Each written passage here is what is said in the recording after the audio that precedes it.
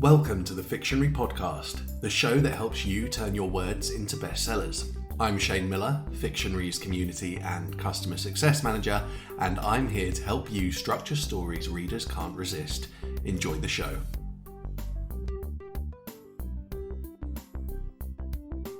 Hello, Fictionarians. Welcome to episode 4 of the Fictionary Podcast. Today's episode is all about how to write a book blurb. But before we get into that, I've got a quick update about everything that's happening at Fictionary this week.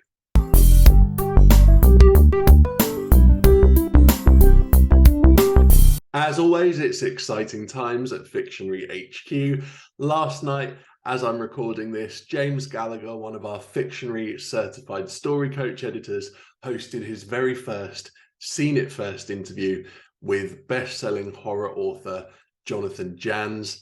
We even got to show Jonathan one of his scenes in Fictionary and get the opportunity to geek out about what a fantastic writer he is. And Jonathan was also kind enough to stay behind a bit after the interview and answer some questions from our community members. James did a fantastic job, and I know he's really excited for his next Seen It First interview. So join the community. As always, the link is in the show notes if you want to attend that next interview.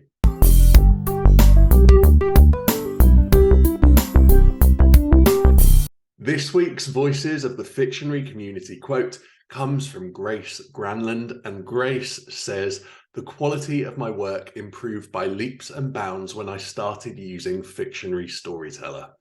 Thanks, Grace, not only for the testimonial, but also for being an integral part of the Fictionary community. Right, with that said, let's get into all things how to write a book blurb.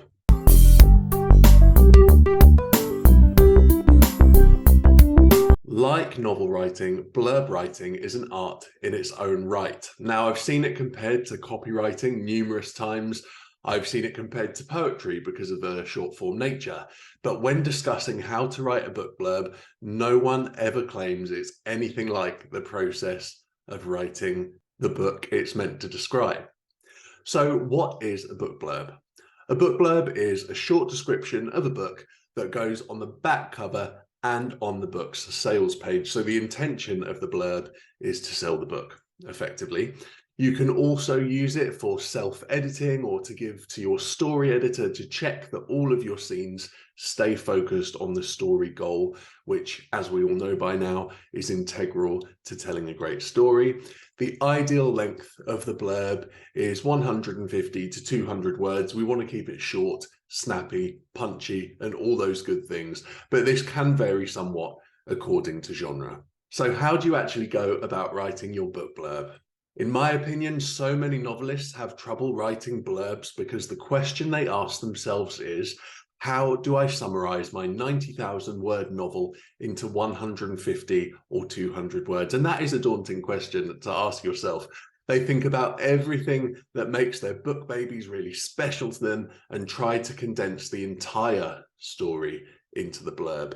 Now, authors would do better here to take a step back and ask themselves a number of targeted questions instead. Question 1, who is my main character? Question 2, what story goal is he or she or they trying to achieve? What is the major obstacle that stands in their way? This is the central conflict. And what is at stake? So what consequences will there be if the protagonist fails to succeed? Okay, next up, we're talking about what makes a great blurb. There are core elements that must be written into any book blurb in order for it to be effective, and there's little hope of writing a blurb without them. Remember, the goal is to sell the book, so we want to give the readers those salient points that will hook them into your story. These are the entry hook. Just like with novels and openings of chapters and scenes, the hook is the first sentence or 2 or 3, depending on how you structure it, of your blurb. And it should be something attention-grabbing that entices the reader to read the rest of the blurb and then hopefully go on to buy your book. So make your hook great by using strong adjectives and verbs that are catchy, emotion evoking, and genre specific. So for example, the hook for my first in series urban fantasy novel, The Witch's Revenge, reads, "A newly manifested witch, a dark magic user out for blood. Revenge is a dish best served with magic." Lots of genre specific words in there. And hopefully it will hook the reader in to the next part of my blurb where I introduce my main character. So this is the second thing you need to think about.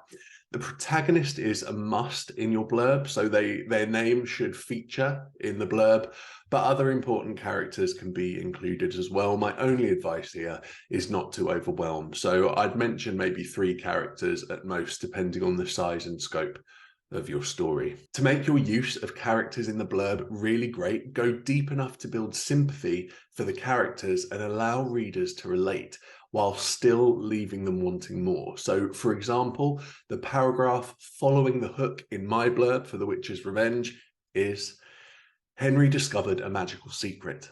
On the night a dark witch murdered his parents. Will he get his revenge? Henry had everything a 21-year-old could want. A degree, a loving family, awesome friends to chill with, and a bright future, until that night destroyed his life. Now there's only one thing he wants." Readers can sympathise with Henry and potentially relate to him because someone murdered his parents, and as a result, the Dark Witch stole his bright future from him. But we're still left with questions. Why did the Dark Witch murder Henry's parents? We haven't found a reason for that. How will Henry react to this tragic event? That's still hidden from the reader. And what is the one thing that Henry says he wants at the end of that paragraph? The next thing we need to include in our blurb is the story goal. So using the same book blurb as an example, the external goal is stated in my hook. Henry must get revenge for his parents' murders, and reading further in the blurb, more specific information is given. So I then go on to say, before he can confront his family's killer, Henry must learn to fight like a witch and master his magic. The external goal then is for Henry to master his magic so he has the power he needs to defeat his parents' killer. Using genre-specific tropes in your blurb is also a great way to show the reader whether you write similar books to those they really like. And The Witch's Revenge is urban fantasy, so I included common tropes for the genre, such as dead parents, a magical orphan, newly awakened magic, a revenge plot, and dark magic. All of these things are common to the urban fantasy genre. Once we've got all that in place, we need to move on to including the central conflict in the blurb. And the conflict in a book blurb is born out of the story goals and their obstacles. So in my Witch's Revenge example, Henry must master his magic to avenge his parents' murders. That is the central conflict of the story. Can Henry master his magic in time to get revenge for what the Dark Witch did to his parents? Once we have conflict, we need stakes. We need to know that there's a risk of the character failing to achieve their story goal, because that's what all great stories are built around. And we need to ensure that the stakes are high enough, or there won't be enough tension and conflict to make the reader care. And that's really what the reader cares about in the story. They care about the character first, the conflicts they're going through, the tension that creates, and the stakes. So what danger the character faces and whether they will win or lose. So in my example, the stakes are clear. If Henry tries to confront his parents' killer before he's mastered his magic, he will die. So I include a line in the blurb that says, but the odds are stacked against him. So we know it's not going to be easy for Henry to get what he wants, and we know he's in danger by trying to pursue what he wants. And finally, once you've got those stakes established, we move on to my favorite part of the blurb, which is the exit hook. Again, much like in your novels, the ends of scenes and chapters, we want to leave readers with a strong closing sentence, a final image that will leave a lasting impression. In your novels, you're using exit hooks to get the reader to move to the next chapter or scene without closing the book. And in your book blurb, you want the reader to be left with a question so that they have to buy your book, read it, and find out what's going on. But remember, what we don't want to do is give away the ending of a book. This is not a synopsis that you're sending to an agent which summarizes all the key plot points, including the resolution. We want to give the reader just enough to hook them into the story without giving away any major plot twists. The final question I leave my readers with in the Witch's Revenge book description is, will Henry avenge his parents, or will his first mission end in death? Again, urban fantasy, life and death stakes are key in this genre, so I made sure to include life and death stakes at the end of my blurb. So to write a great blurb, begin with these essentials. Start with your entry hook, introduce your main character, introduce what they're chasing, which is their goal, introduce some conflict, set the stakes, and then leave your readers with a question that they can only answer by buying and reading your book, and that is the exit hook for your blurb. Then add in details such as strong words and imagery that are catchy, emotion-evoking, and genre-specific. Read as many other blurbs in your genre as possible, especially those that rank among the best sellers. So if you're looking on Amazon, for example, you can go to a top 100 category list to see the best sellers in that category.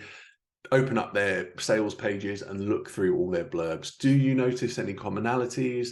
Are they written in first person, third person? What tropes do those authors mention in their blurbs? What's the conflict like, the stakes, the entry and exit hooks? All the things that we've discussed.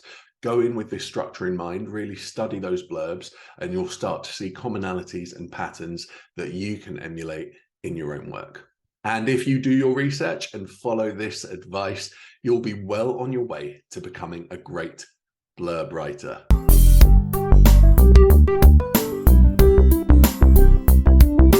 Once again, it's time for my favorite part of the show, and that is question of the week. So this week's question for you to answer is, do you prefer writing heroes or villains, and why? I can't wait to read your answers. You can either leave a comment on the YouTube video or head over to the Fictionary Community and join us for free right now. Answer the question there and join in the discussion with a bunch of talented writers and editors. As always, the link to join the Fictionary Community is in the show notes.